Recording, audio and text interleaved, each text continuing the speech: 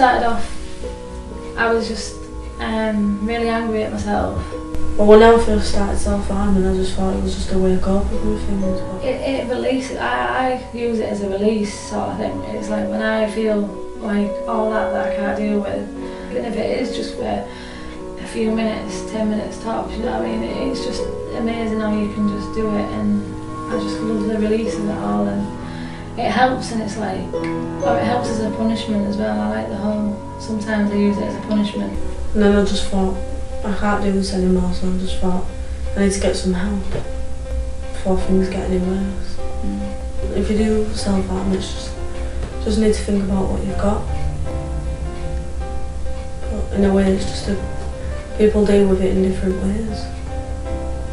It's just, in a way, I felt like it was good, but when I think about it now, I just think, what did I do that for? Don't be afraid to ask a young person how they feel. If, say, somebody comes to you and says, oh look, I'm a self-harmer and I need help, then that is amazing that they've done that. It's amazing that they've trusted them come to you. So don't abuse that trust or anything, don't shut them away.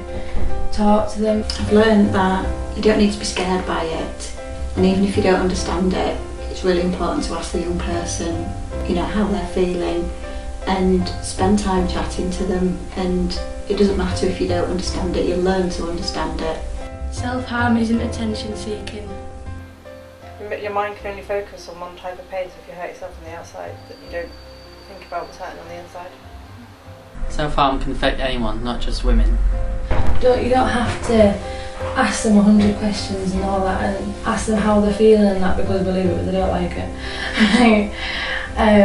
So just be there for them and just listen and talk if they need to, and sometimes they might want you to change the subject completely, like talk about the most randomest news that's on the telly, just so that they can maybe take their mind off, and it'll help them trust you a lot as well more, and start talking to you, and just make sure that they've got the first aid that they need and things like that. But take that little step, that little leap of faith, and just trust someone and try and talk about it. I'm not a self-harmer, I'm a person who self-harms, and that can change.